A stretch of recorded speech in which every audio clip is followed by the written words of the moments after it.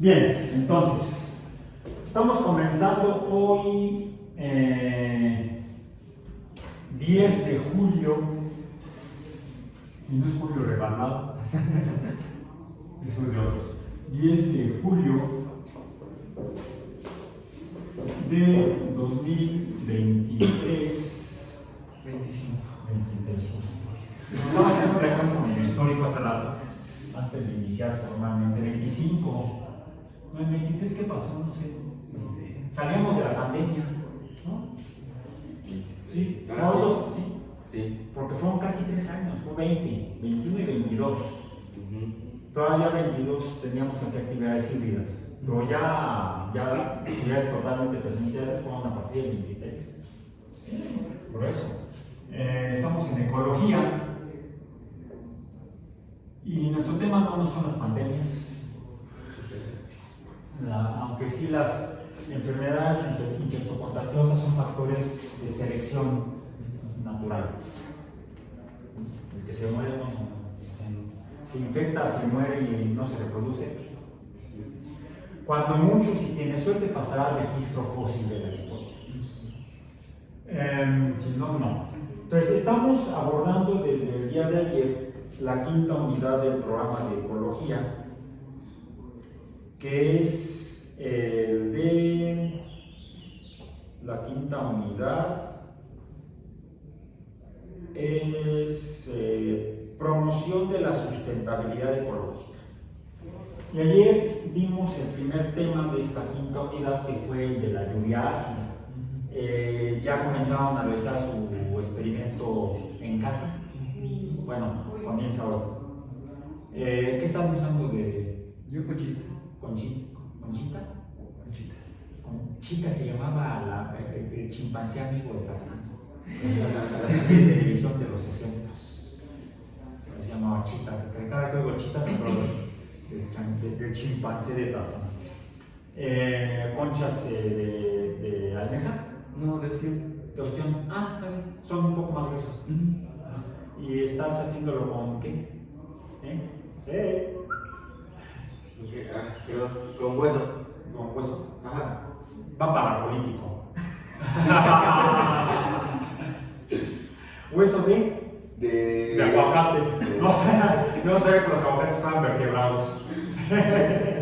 No, tu hueso es de res. De respetable raza. Así decíamos las hamburguesas de una tienda de hamburguesas mexicana de hace muchos años, ya no existe. Era una empresa de Monterrey, ya estaba la matriz, pero tenía sucursales en todo el país. Se llamaba Convoy y decía hamburguesas de carne de 100% de carne de res, o sea, de respetable raza. Bueno, en fin, entonces el tema de ayer, que vimos ayer, fue la lluvia ácida. La lluvia ácida, decíamos, vamos a ponerlo aquí, la lluvia ácida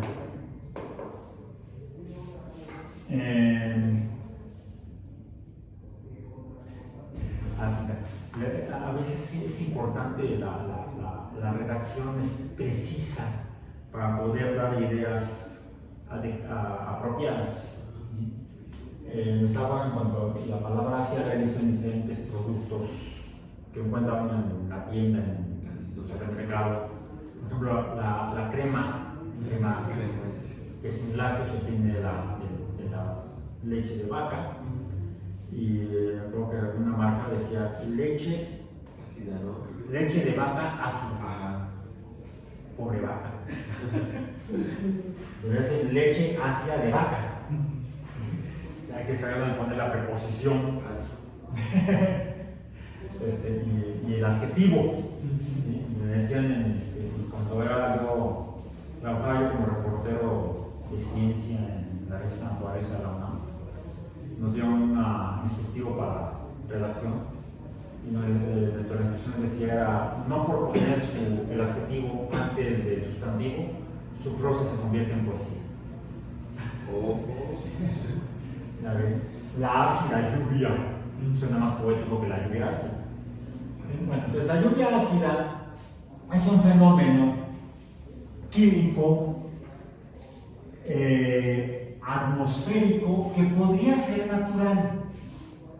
Podría ser natural dado que la actividad volcánica, los volcanes, entre los gases que emiten cuando hacen erupción,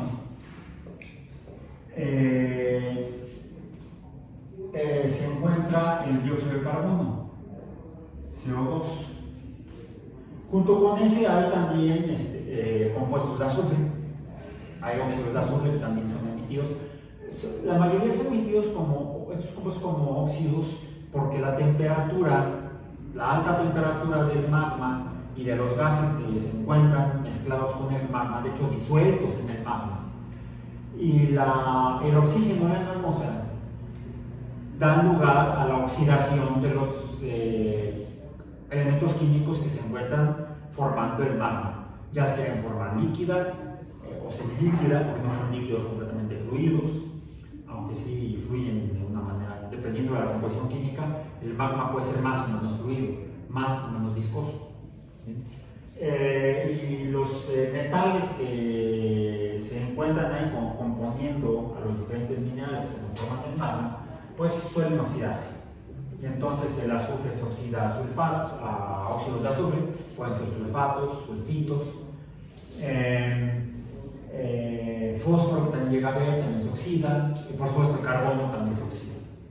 El agua, el hidrógeno también se oxida, se forma agua, se forman óxidos de los compuestos químicos correspondientes, sean metales o no metales como se pueden ser óxido de hierro, se puede formar, hay hierro, níquel en el magma. El carbono se oxida entonces en la actividad volcánica y se forma CO2, que es emitido como gas, sea CO2 subíndice G, y así se emite la atmósfera. Entonces, el dióxido de carbono emitido a la atmósfera, CO2, decíamos ayer, puede reaccionar con el vapor de agua atmosférico, pongamos aquí CO2 subíndice G, H2O subíndice B, vapor, y estos reaccionan químicamente de forma reversible para formar H2CO3, ácido carbónico o carbonato dibásico de hidrógeno. Puede ser también, el cual a su vez puede también reversiblemente disociarse en H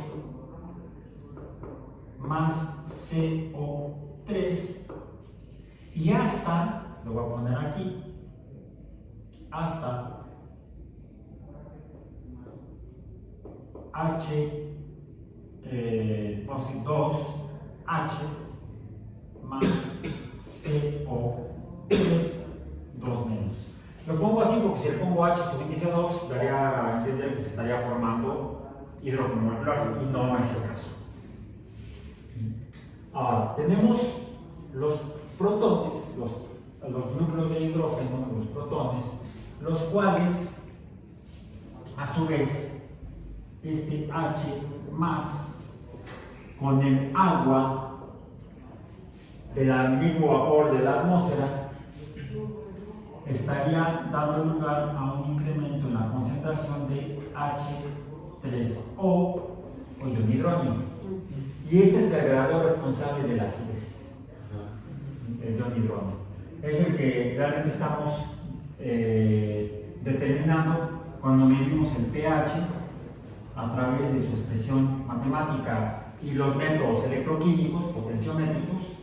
Pueden ser, como les sugerí el día de ayer, mediante indicadores, menos el logaritmo de la concentración, lo ponemos así, de iones hidrógeno, pero esta concentración se refiere al ion hidrógeno en realidad, porque todo esto ocurre, subíndice S, en solución. Todo esto ocurre en solución. Ya sea en esa solución que se forman las pequeñas gotitas de vapor en la atmósfera, las cuales al condensarse, dependiendo de la presión y la temperatura atmosféricas, pues precipitan en forma de lluvia. De hecho, deberíamos hablar no solamente de lluvia ácida, sino de precipitación. Precipitación ácida, porque no solamente es en forma de agua líquida, sino que puede ser en cualquiera de sus formas de agregación. Puede ser agua líquida, puede ser agua sólida, como el granizo, probablemente sería el agua sólida, o el agua semicristalizada, que es la nieve. Entonces podemos tener nieve ácida, podemos tener granizo ácido y podemos tener lluvia como tal líquida ácida. Esta se precipita ¿dónde? Pues al suelo o a los cuerpos de agua. Y aunque sea al suelo, porque bueno, si hay suelo, pues ya está en suelo, si no hay suelo, si nada más lecho rocoso, pues al lecho rocoso, ahí escurriría por gravedad y se incorporaría a cuerpos de agua. Entonces la precipitación, esta llega finalmente a los cuerpos de agua, cuerpos de agua, los cuales entonces reducen su pH a valores menores de, no 7, 6.5. 6.5. Y es entonces cuando medimos pHs de 6, menores a 6.5 en estos cuerpos de agua, pueden ser lagos, pueden ser ríos, cuerpos de agua dulce, vamos a poner aquí cuerpos de agua subíndice de dulce. Porque en el caso del agua marina el fenómeno es diferente. ¿Por qué? Porque el agua marina es alcalina, tiene pHs arriba de 8. Sin embargo, algo está ocurriendo. Por eso lo abordaré después. La lluvia ácida es más evidente cuando se observa el efecto en cuerpos de agua dulce, dado que el agua dulce, que debe tener pHs de 6.5 o hacia arriba, hasta 7 sería agua dulce. Si es mayor a 7 ya no sería agua dulce, sería agua salada, y dependiendo de dónde se ubique, será salobre o marina. Salobre quiere decir que tiene un pH alcalino, porque tiene una alta concentración de sales minerales. Sales minerales, no sales orgánicas. Bien, esto es, vamos a decir, retomando y redondeando lo que vimos el día de ayer, que fue el tema, la lluvia ácida. Pero lo retomo porque es importante remarcar la presencia de este gas, el dióxido de carbono. Bueno, ¿por qué el dióxido de carbono? Tenemos otro fenómeno natural, que es el de, les decía que aquí traigo un sobrecito que me llegó por correo hace ya muchos, hace 23 años. Sí, ya que les dio hasta la fecha. De 2 años, ¿no? 23. 2002. Ah, no sé. Estamos en. No, sí, entonces serían 22 porque es diciembre 31. Faltan 6 meses todavía. Para que cumpla. Le hacemos pastelito y todo. De Stereographics. ¿Por qué Stereographics? Son unos anteojos para ver imágenes aparentemente en tercera dimensión, estereoscópica. Ahora no traje los de Barbie que luego uso en clase de física, porque eso los tengo en el currículo y no me dio tiempo a pasar al currículo. Yo sabía que no me iba a dar tiempo a pasar el currículo, entonces estos los tengo en casa y me los traje hoy para esta clase. ¿Por qué? Vamos a una breve y rápida experiencia. Voy a apoyar poniendo esta butaca aquí y pausar la paleta y poner aquí el material. Y traigo dos láseres, dos apuntadores láser, el apuntador láser rojo. Apagamos la luz. Aprovechemos, no hay mucha luz aún. Ah, sí, sí. Sí. Yo voy a hacer este lado, hay menos contaminación lumínica. está nublado, entonces hay menos contaminación lumínica. Ahí está, un láser de luz roja. Y tengo aquí un láser que es como que para la discoteca.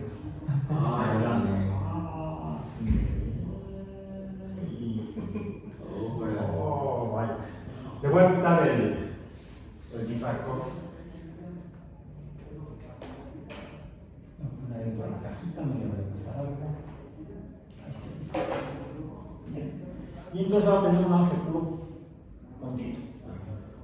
Bueno, recordemos algunas de las propiedades físicas de la luz, más allá de qué es la luz. Una partícula. Fue una larga discusión que tuvimos durante 3 meses. Bueno, un poco menos fue antes de terminar el curso. Y aclaramos el concepto. Lo vamos a tomar porque es importante para entender el fenómeno que es nuestro tema de hoy, que sí es nuestro tema de hoy. Lluvia ácida fue de ayer, pero fue importante tomarlo de hoy porque tiene que ver con en particular con el dióxido de carbono, pero incluso todavía más allá de solamente el dióxido de carbono. Que es el hecho de la luz es un algo que existe en el universo, en la naturaleza, y que es la que es una de las propiedades del universo que nos permite interactuar con el universo y de hecho tomar conocimiento y luego conciencia de que formamos parte del universo. Porque la luz es un algo que interactúa con la materia. Si no interactuara con la materia, no sabríamos que existe, porque nosotros estamos hechos de materia orgánica. Hablábamos también ayer de los átomos de carbono, materia orgánica, biomoléculas, y es lo que nos conforma a nosotros, biomoléculas, las que mencionamos ayer. Y toda la materia, átomos y sus conjuntos, cuando se agrupan, ya sean moléculas o compuestos iónicos, porque los compuestos iónicos no son moléculas, son compuestos iónicos, interactúan con la luz. Además también tengo, sí, lo tengo acá. Ahora está en una bolsa, tengo aquí y voy a usar otro dispositivo que también tengo en la mochila. Afortunadamente no lo he sacado, aquí está. Es un lente que le puedo agregar al lente de la cámara para poder saber que lo estoy agregando bien. Pero voy a quitar la tapa lente si no funciona. No. A ver, aquí puedo saber si lo estoy colocando en una adecuada. Bueno, aquí lo estoy colocando en el lente. Más pueden ver que ahí se enfoca, o se desenfoca, se enfoca o se desenfoca, ahí está. Oh, sí es un lente. Pero en lugar de ponerlo en el lente de la cámara, lo voy a poner en donde está la lámpara del celular, para entonces poder tener un haz de luz más concentrado y no tan disperso como cuando normalmente uno prende la lámpara del celular y da una luz que se ilumina en un ángulo muy abierto, un ángulo muy grande. Mediante este lente que modifica a la luz la dirección que sigue la luz que sale de la lámpara, el fenómeno se llama refracción. La desviación de la luz, cuando pasa de un medio de una densidad a otro medio de otra densidad, se llama refracción, y ese es un concepto importante que debemos mencionar, porque hoy estamos aprovechando la existencia de la luz, y la luz tiene las siguientes propiedades. Se refracta, se refracta. Sabemos que se refracta porque se desvía. De hecho, refracción es desviación de la luz. Esta en función de la diferencia de densidades de la materia a través de la cual pasa la luz. Esa es otra propiedad. La transmitancia o transmisión. Transmisión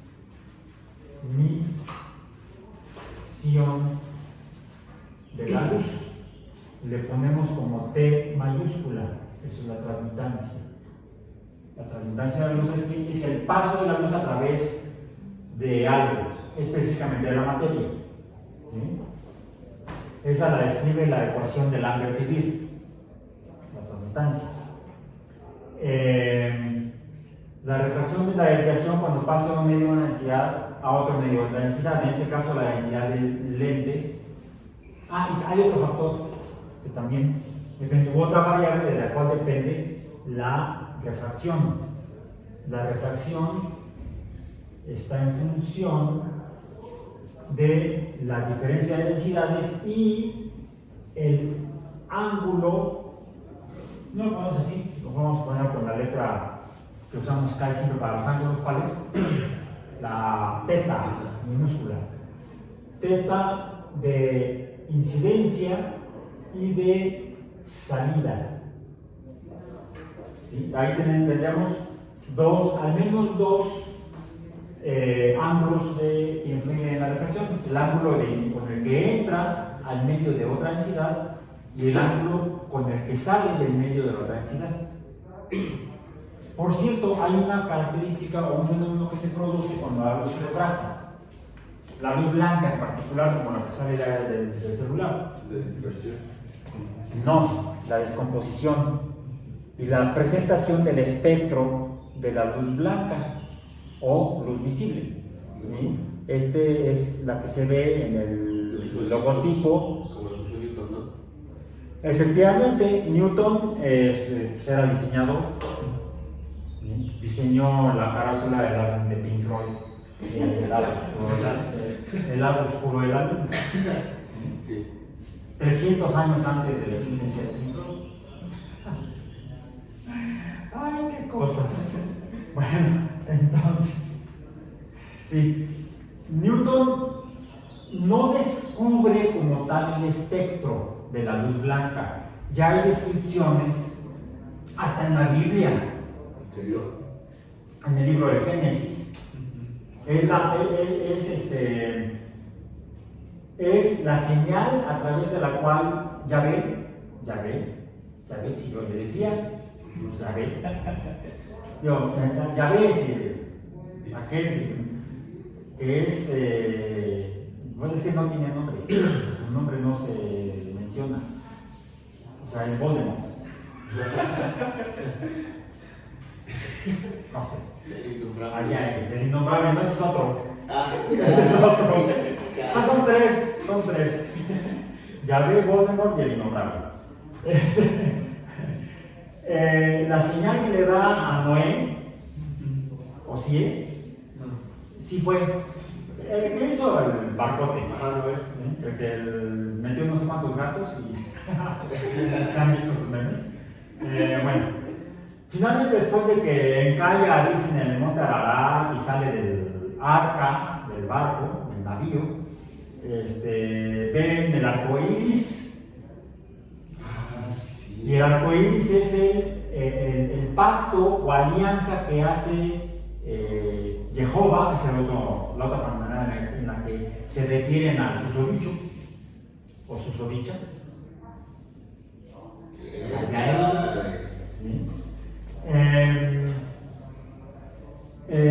De que no habrá otra inundación.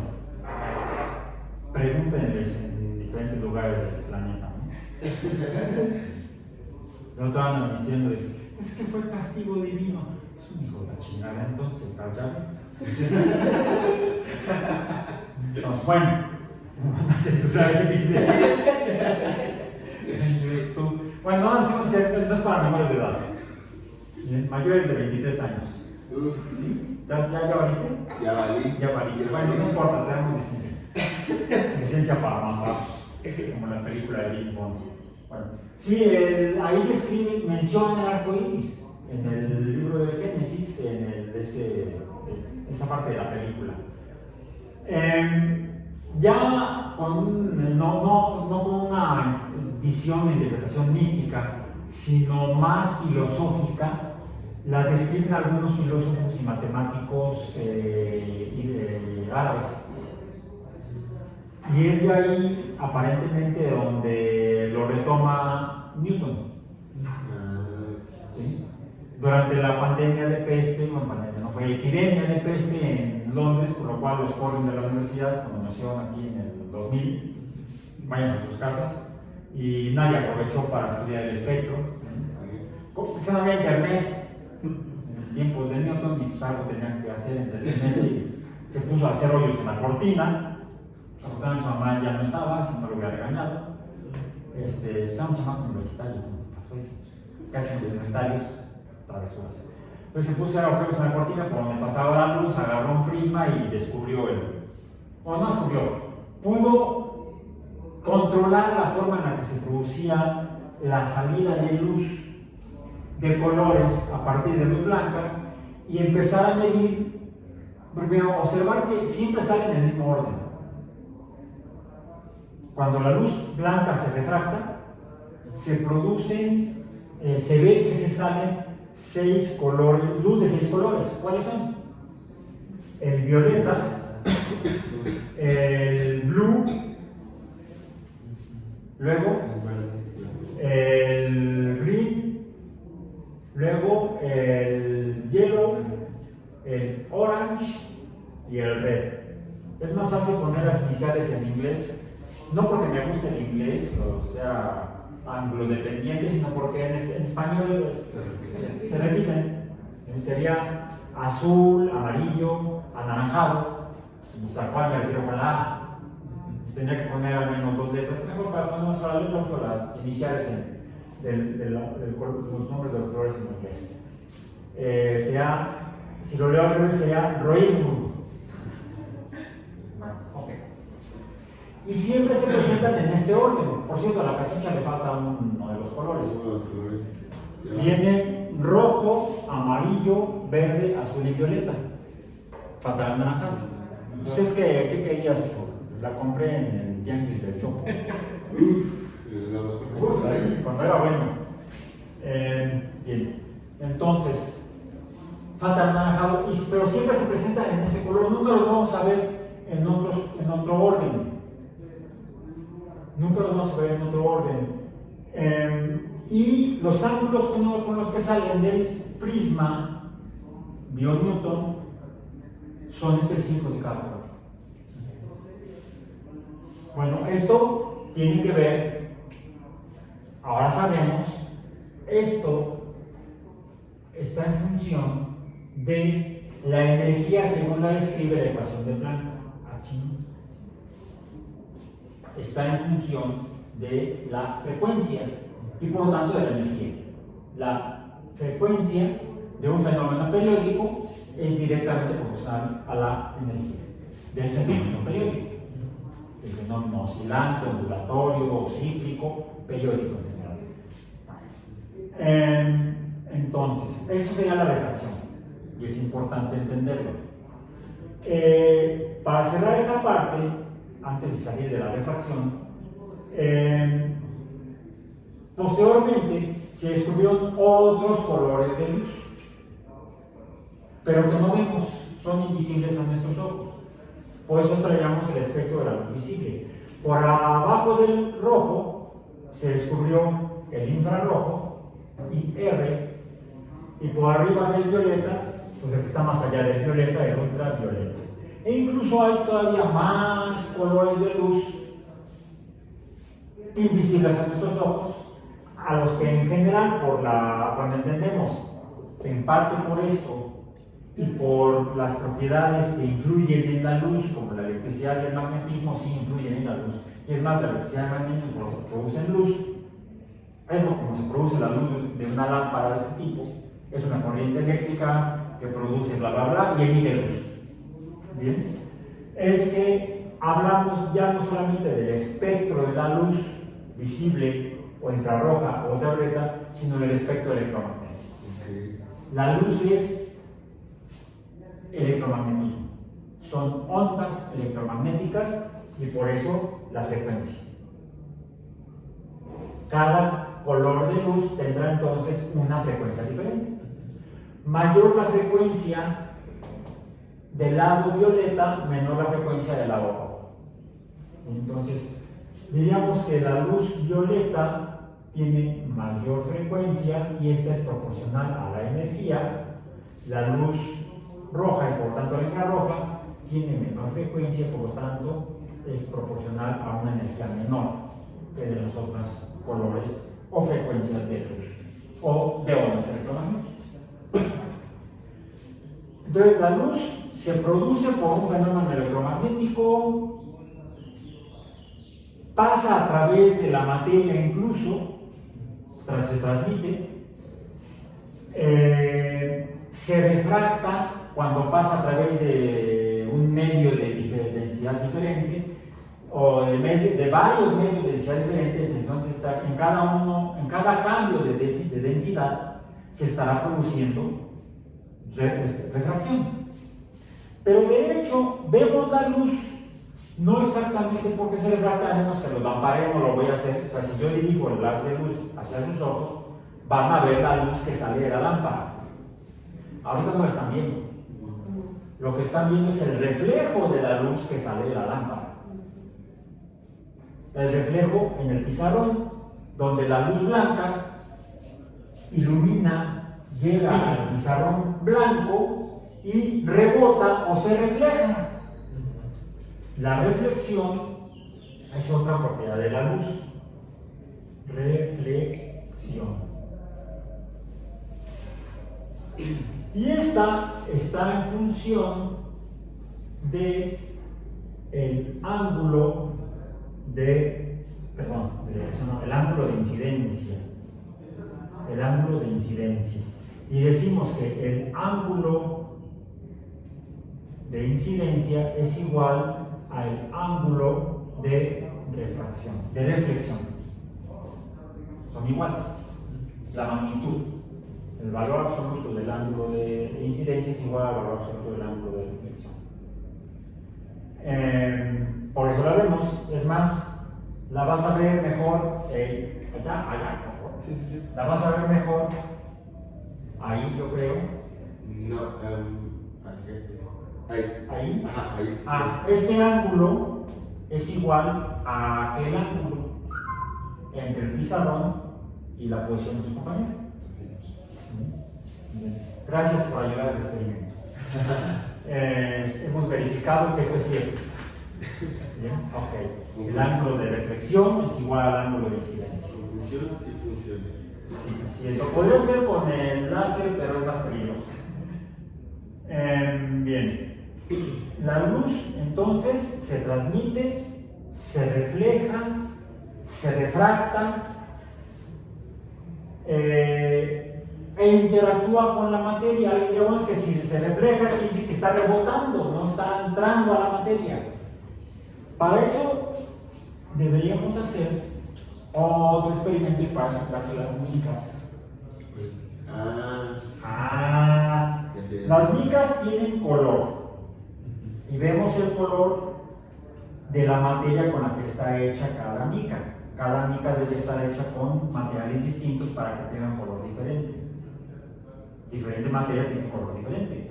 Las hojas de los árboles, de las plantas, son verdes porque tienen una cosa llamada clorofila. La sangre en nuestro sistema circulatorio y en nuestros tejidos, que se alimentan nuestros tejidos, es roja porque tiene un compuesto químico llamado hemoglobina. Por cierto, son moléculas orgánicas muy parecidas en la composición orgánica, las dos, la clorofila y la albúmina, la hemoglobina y la clorofila. Y mientras que una es verde, mientras que una se ve verde, la otra se ve roja. ¿Es porque será por La densidad. El metal. El metal. Son moléculas orgánicas de carbono. Los átomos de carbono están unidos por enlaces dando estructuras cíclicas. De hecho, son varios anillos juntos. Les llamamos policiclos o moléculas policíclicas orgánicas. Y en el centro del sistema de anillos está unido por fenómenos similares a los que mencioné en la charla de ayer en la tarde, por interacciones electrostáticas. Y entonces se les pegan a la clorofila y a la hemoglobina, en particular, dos metales diferentes. La hemoglobina tiene unido a su estructura hierro, un átomo de hierro, que por cierto, dependiendo del estado de oxidación del hierro, puede cambiar la tonalidad, el color rojo de la hemoglobina, de la sangre. De ahí que la sangre oxigenada, donde el hierro se oxida, se vea más, un rojo más claro, podemos decir, más hacia el rojo, está aquí, más hacia el anaranjado, quizá, cuando se oxida, que cuando no tiene ese oxígeno, cuando está menos oxidada o reducida, como que se oscurece, como que se iría hacia el infrarrojo. ¡Oh! Y algo similar le pasa a la clorofila, que tiene en el centro de su estructura cíclica magnesio. Entonces el magnesio parece que es el que hace al sistema de anillos, al sistema policíclico orgánico verde, mientras que el hierro es el que hace a la hemoglobina roja. Aparentemente así lo podemos explicar. Habría que hacer el experimento para demostrar que si nuestra hipótesis es correcta o está errónea. No he hecho experimento, no se me ha ocurrido. Eso es el laboratorio. También es un compuesto de coordinación, ¿no? Sí, sí. La unión, el tipo de unión electrostática en el cual se comparten los electrones entre un metal y otra molécula, típicamente las orgánicas, que se hace a través de los átomos de oxígeno o nitrógeno, dependiendo del que esté presente en el anillo, en el sistema de anillos, se le tiene que ser entonces sistemas policíclicos heterocíclicos, o sea, con la presencia de átomos adicionales al carbono en la estructura cíclica, como los poliéteres que les presenté ayer en la conferencia. ¿Sí? Los poliéteres son estructuras heterocíclicas, porque hay oxígeno entre dos carbonos. Puede haber nitrógenos, como en el caso de las que mencionamos ayer en clase, de las pirimidinas y las purinas. ¿Sí? Tienen nitrógeno entre dos carbonos, son heterociclos nitrogenados. Los éteres son heterociclos oxigenados. La clorofila y la hemoglobina, los anillos, el sistema policíclico, son heterociclos de tipo éter, son oxigenados, tienen oxígeno, no tienen nitrógeno. ¿Sí? Entonces son los pares de electrones no apareados del oxígeno los que forman un tipo de enlace químico en el cual el oxígeno dona los dos electrones para la unión con el metal correspondiente, y eso es lo que llamamos en química un enlace coordinado. De ahí que hablemos que son compuestos de coordinación. Todavía me acuerdo de la química orgánica. Pasé yo esa clase hace muchos años. Fue la primera clase que empecé a dar cuando me incorporé como profesor a la UAM. Bueno, ¿qué sucede cuando la luz blanca pasa a través de la mica? Hay dos, una roja y una azul. Cambio de color. La luz que sale es azul. Ahora, de la luz blanca deben estar saliendo estos 6 colores. Pero no traje prisma, lo siento mucho. Tenía en la casa, no, sí tengo uno en la casa, se me olvidó, lo dejé en el libro. No me acuerdo de él. Pero podemos decir que, ¿por qué sale el azul? ¿Dónde quedaron los otros 5? Adentro de la mica. No se refleja el azul. Solamente sale el azul, solamente se transmite el azul por la composición química de la mica. Si lo paso a través de la mica roja, ahora el que sale es el rojo.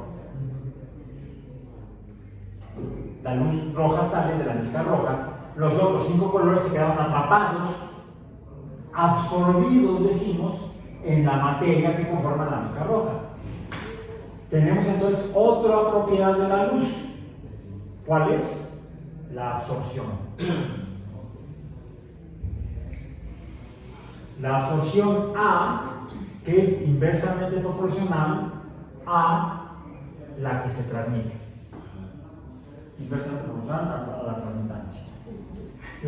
De hecho, la ecuación de Lambert-Diville directamente describe la absorción o la absorbencia como la cantidad de luz absorbida A de una frecuencia específica. Podríamos poner aquí subíndice mi frecuencia. Yo normalmente uso la lambda porque normalmente lo que yo cuando trabajo espectroscopía mido o uso el dato de la longitud de la onda, no la frecuencia, son inversas. Puedo medirlo en una, en la otra o en las dos. Yo no lo mido porque así me lo da el aparato en longitudes de onda. ¿Vale? No, que si es inversamente proporcional, ¿no? Sí, no, en este caso es directamente proporcional la absorbencia o cantidad de luz absorbida por la mica, dependiendo de la cantidad de materia de la mica. Esa sería la concentración de materia. Multiplicada por una constante que es el coeficiente de absorción o de extinción molar, también le llamamos, coeficiente de absorción, que es específico de cada sustancia en el universo, ya sea de cada elemento químico o de cada compuesto o molécula. ¿Qué tiene que ver con esto?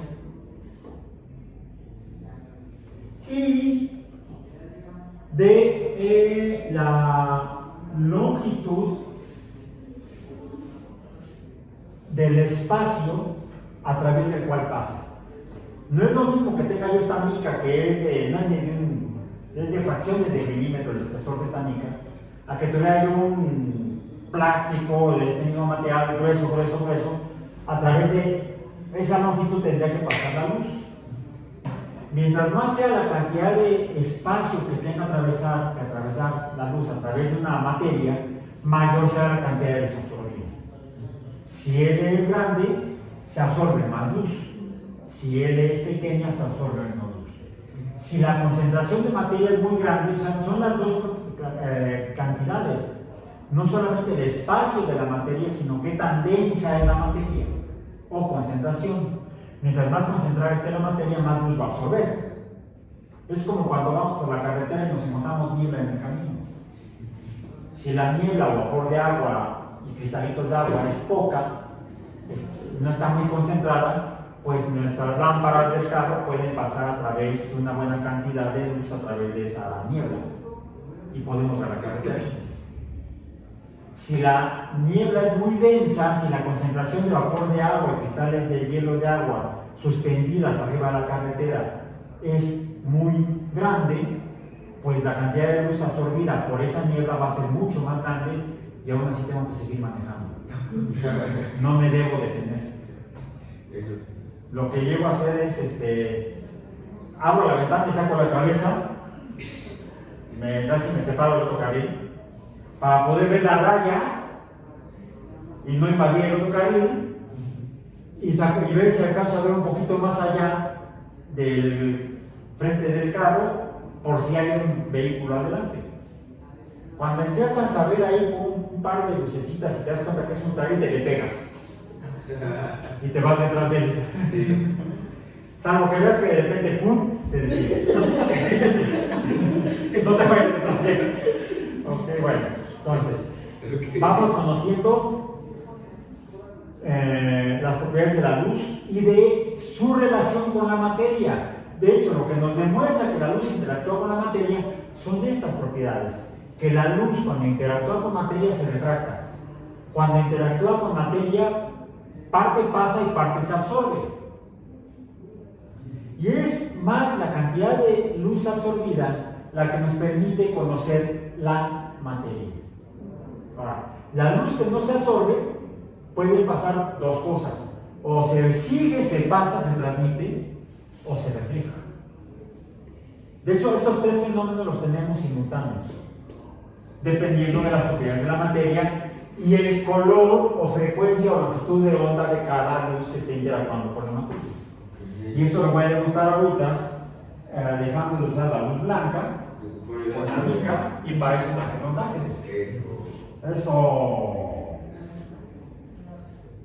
Bien, entonces voy a dejar aquí mejor acá, antes que se caiga. También voy a apagar la luz para pensar en ti. Es una canción. La luz me le. Es de Luis Miguel. No, por favor, no me vengas con esa. Es de Luis Miguel, pero me gusta. No, Luis Miguel las reinterpretó cuando era joven. La sigue reinterpretando ahora que ya no es tan joven. Es más joven que yo. Como dirían mis hijas, cualquiera es más joven que yo.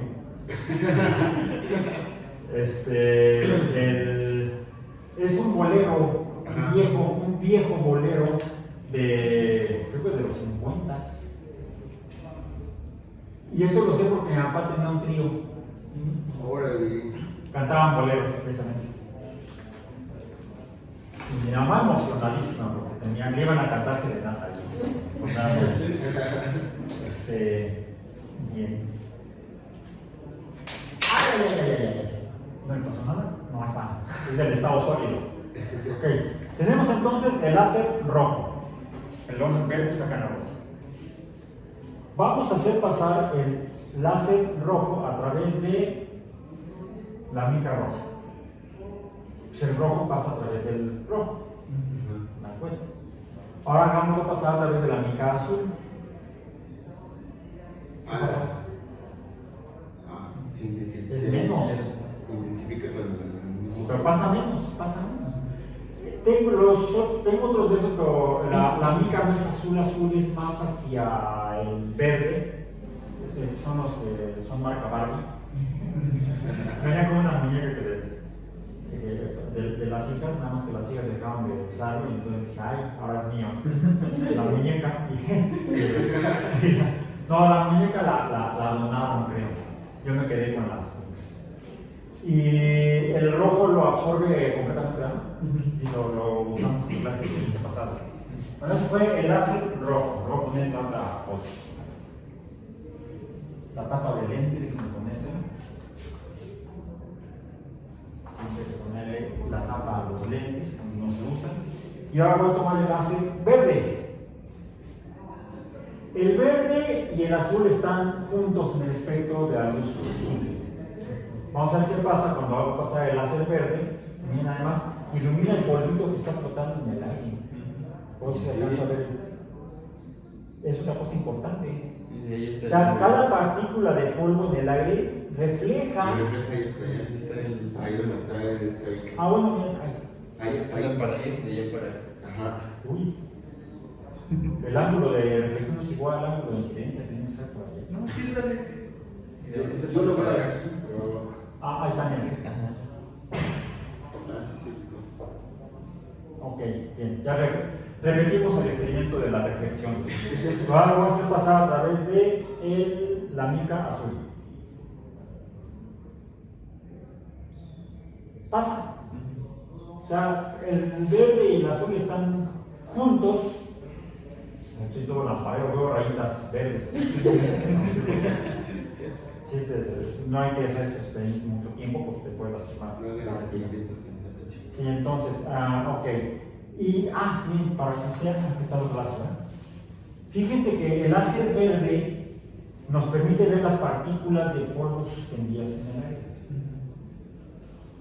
Y el láser rojo, no. ¿Qué diferencia hay entre el rojo y el verde? El rojo está aquí, su frecuencia es pequeña, su longitud es grande, son inversamente proporcionales a la longitud de onda y la frecuencia. El verde está acá, la energía o frecuencia es mayor, la longitud de onda es más pequeña. nos permite el color de luz identificar el tamaño de la materia o ver materia dependiendo de su tamaño. Chispas. Más muestra de que interactúa con la luz.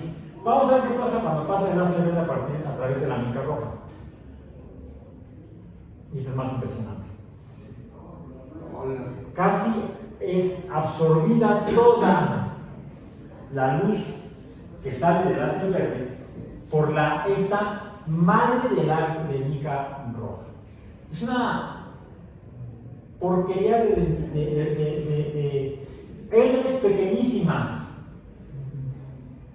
Tampoco es muy oscura la mica, no, la concentración de pigmento rojo no es muy grande.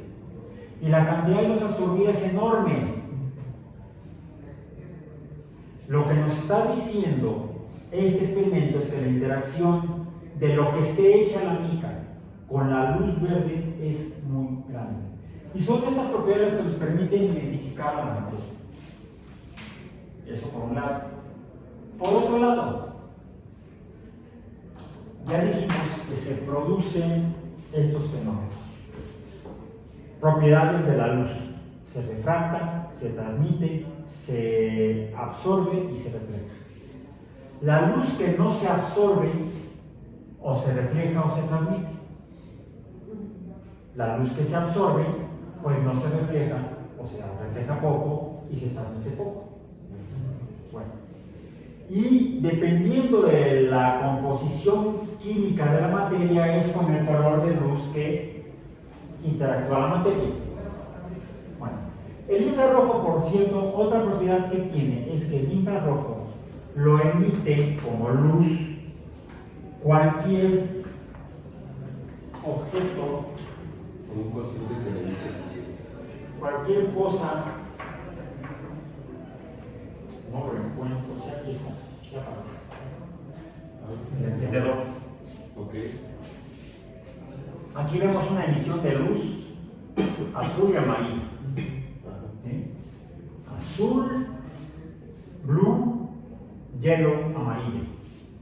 Pero hay emisión de otro color de luz que no vemos. Está acá arriba. Hola. No la veo, pero sí la siento. Es calor. Es calor.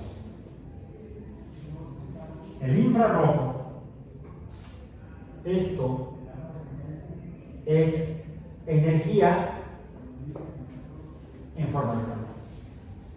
Q. Ayer hablamos de esta de razón. Bueno, voy a prender la luz ahora sí. Se acaban los experimentos con luz. La luz ahora son la luz blanca. Bueno. Es así como conocemos la materia, gracias al uso del espectro de la luz visible, gracias al espectro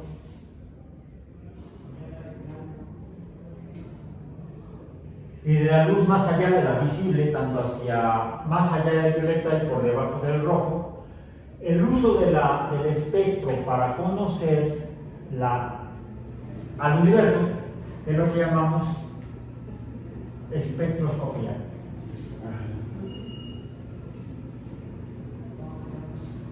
Y no solo eso, nos permite conocer no solamente cómo es en cuanto a de qué está hecha la materia en el universo, sino cómo interactúa la materia con la energía. Y esto nos ha permitido poder identificar a cada uno de los compuestos que incluso conforman al universo y las cosas que hay en el universo. Podemos en un telescopio poner un espectroscopio, registrarlo. Para registrarlo ya no estaremos hablando de espectroscopía, sino de espectrografía.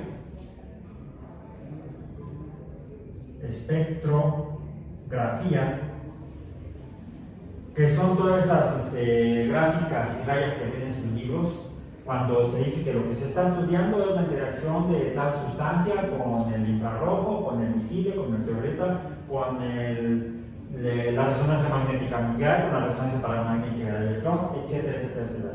Podemos hacer espectroscopía con cualquier región del espectro electromagnético.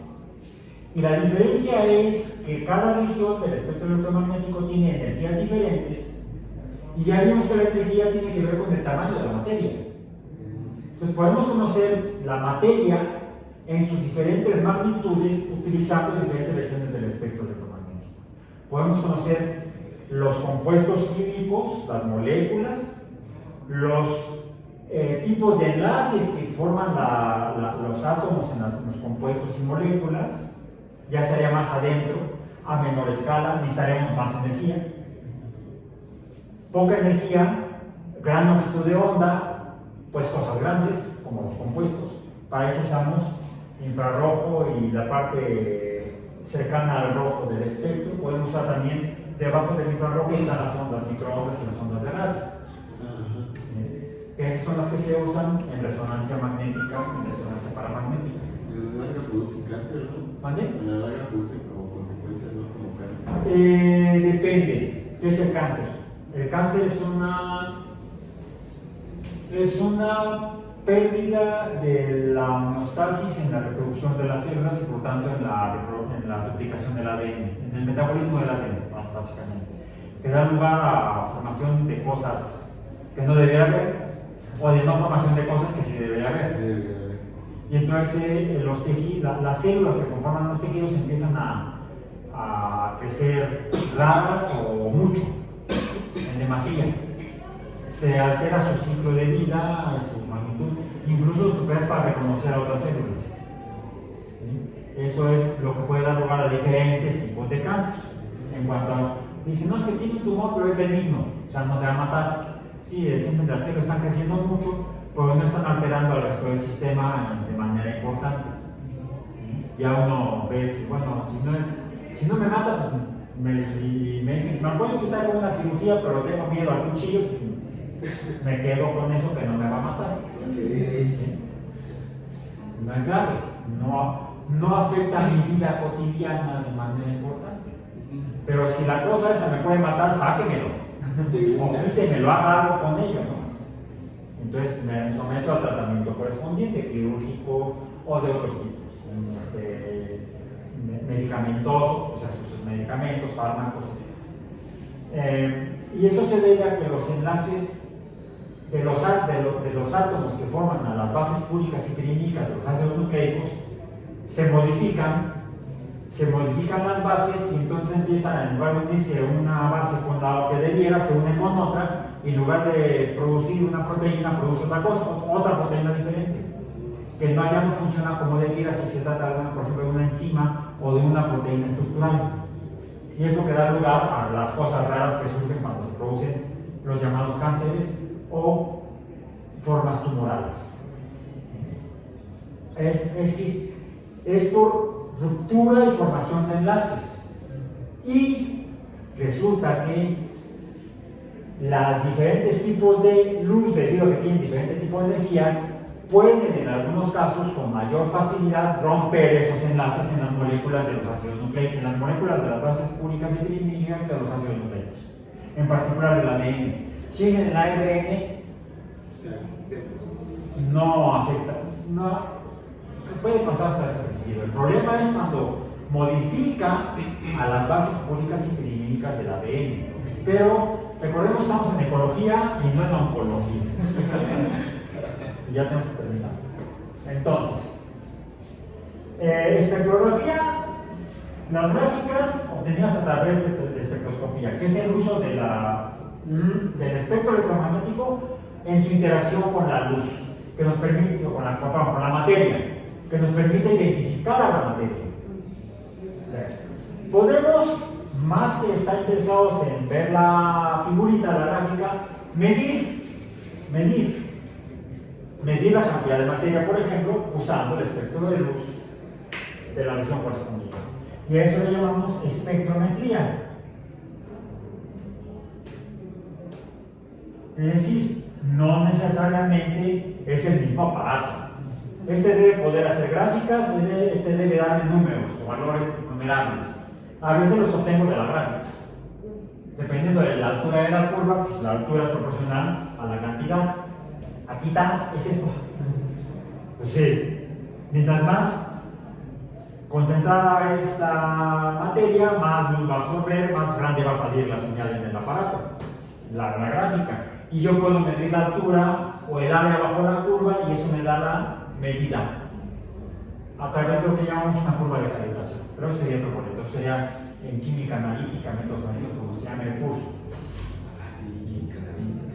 Sí. Esto, o sea, van atando, van uniendo cabos, uniendo puntos.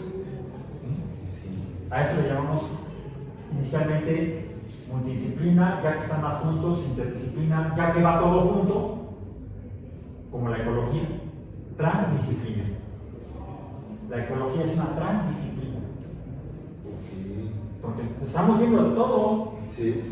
junto al mismo tiempo, para poder entenderlo. Sí. Bueno, y ya para cerrar. Ahora, esto nos permite entonces identificar que algunos compuestos interactúan con algún color de luz, no con otra. Por ejemplo, las plantas se ven verdes porque tienen clorofila. De hecho, hay dos tipos de clorofilas, A y B en el caso de las plantas. Las bacterias que se fotosintetizan también tienen sus clorofilas, también son dos, pero tienen diferencias químicas respecto a las de las plantas y les llamamos alfa y beta. Se ven verdes porque reflejan la luz verde. No usan la luz verde como la energía de la luz verde para sus procesos metabólicos. Entonces, ¿cuál luz usan? Roja y azul casualmente. Podemos usar solamente, imaginen que estamos en el espacio, en una nave espacial, en una estación espacial y queremos comer lechugas. Y las que nos mandan de la Tierra tardan mucho. ¿Qué podemos hacer? Cultivarlas en hidroponía. Bueno, ¿qué necesitamos? Primero semillas de lechuga, agua en soporte y luz. Y podemos usar nada más luz roja y azul. Y es como lo hacen en la Estación Espacial Internacional. Cultivan lechugas y se las comen. De esa manera hay que enviar menos materia. Sale más. Podemos usar el espacio y la capacidad de la nave de transporte de carga para enviar otras cosas que no se pueden producir allá. Así es. Entonces, la luz que no se refleja se queda, ya lo vimos en el experimento, se queda en la materia y en la materia viva la usa para sus procesos. La que no usa la refleja. A la Tierra llega toda la luz, todo el espectro de luz que emite el Sol y emite de todo. Pero la Tierra tiene una atmósfera y la atmósfera tiene una composición química y los compuestos químicos que forman la atmósfera van a absorber algo de electromagnetismo. No pasa todo. Por ejemplo, los rayos X se quedan en la atmósfera. La atmósfera absorbe los rayos X que emite el Sol. Si no, no estaríamos aquí, la superficie de la Tierra estaría cocida con rayos X y no habría habido vida. Quizá por eso tampoco hay vida en la Luna. Los rayos X llegan a la superficie de la Luna y de Mercurio y de Marte casi, porque tiene una atmósfera del 1% la concentración respecto a la de la Tierra, y además con una composición donde el 90% es dióxido de carbono. Venus también, su atmósfera tiene el 90% de dióxido de carbono, pero mientras en el caso de Marte, la atmósfera de Marte, vamos a decir Marte, vamos a ponerlo como A de atmósfera, ATM, para no confundir con la absorción. Atmósfera de Marte tiene 90% de CO2 y la atmósfera de Venus tiene 90% de CO2. La atmósfera de Marte es el 0.1%, si no me equivoco, de la atmósfera de la Tierra. toda la atmósfera, ¿sí? Toda la atmósfera, no solamente CO2, porque la composición de la atmósfera es diferente. Es principalmente nitrógeno, 70 y tantos por ciento, oxígeno, 20 y tantos por ciento, y trazas de dióxido de carbono, vapor de agua, etc. Ahora, en el caso de Venus, la atmósfera es 90 veces la atmósfera de la Tierra, 90T. Más vamos a poner punto 1T, vamos a poner aquí, punto 1T, la atmósfera de la Tierra. La temperatura en Venus, la temperatura, T de temperatura, no de redundancia, T, vamos a ponerlo. En Venus, en la superficie se ha medido, ya con robots soviéticos, es de 460 grados Celsius. En Marte es de menos 76 grados Celsius. ¿Sí? Algo así, ¿no? Lo revisamos en clase. En la Tierra, atmósfera de la Tierra, pues es el CO2 está ahorita en 430, revisen en internet, partes por millón de CO2. Y la presión es de una atmósfera terrestre. La temperatura es de promedio, la temperatura media es de 16.5 grados Celsius. ¿Por qué? Alguien diría, es que Venus está a 50 millones de kilómetros del Sol.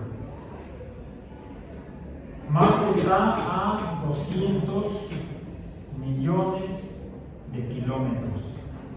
Y la Tierra está a 150 millones de kilómetros. Alguien diría, pues por eso mayor la temperatura en Venus que en la Tierra y en Marte. No. Se debe a la presencia de los gases en la atmósfera. Se debe a eso. Es porque el CO2, cuando llega la luz del Sol a cualquiera de estos planetas, pues ilumina la superficie. Parte de esa luz es absorbida por la materia de la superficie de cada planeta y otra parte es reflejada. La luz que se refleja sí es de menor energía que la que llega. O sea, si llega luz blanca, pues se debe reflejar infrarroja. Si llega luz violeta, pues se refleja azul, y así sucesivamente. Entonces, llega luz blanca a la superficie de los planetas, ¿qué se refleja? Infrarrojo. Y el infrarrojo es calor. El factor fundamental es este: la concentración de gases en la atmósfera, y en particular de CO2, el cual es producto, además de los volcanes, también de la combustión de petróleo. El petróleo lo pongo con mayúscula, no dice con mayúscula. De petróleo, de carbón y de cualquier cosa que tenga carbono. Cuando lo quemamos, esto produce CO2. Este efecto de iluminar algo con luz y aprovechar la luz que se refleja, que es infrarroja, que es calor, que entonces se acumula, es lo que llamamos este efecto de aumentar la temperatura. Acá pasé, me seguí, es aquí. Esto de aquí, el aumento en la concentración de gases, en particular dióxido de carbono, provoca un aumento en la temperatura. El más notable es Venus. Esto es lo que llamamos, que porque es calor, efecto invernadero.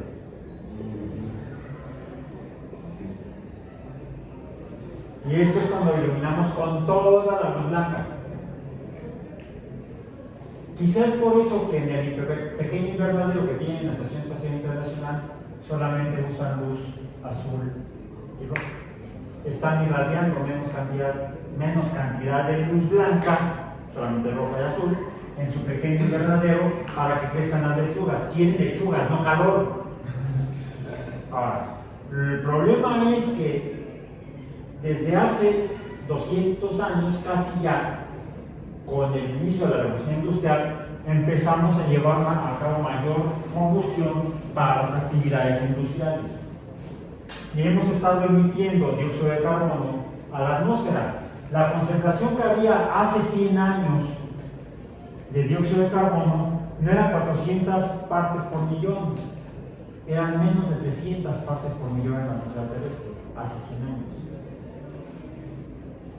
Al estar aumentando la concentración de dióxido de carbono por la combustión, hemos incrementado en 100 años la temperatura promedio de la Tierra de 15.0 grados Celsius promedio a 16.5, 1.5 grados Celsius. Y por eso ocurrió la desgracia que ocurrió el fin de semana en Texas. Nos vemos.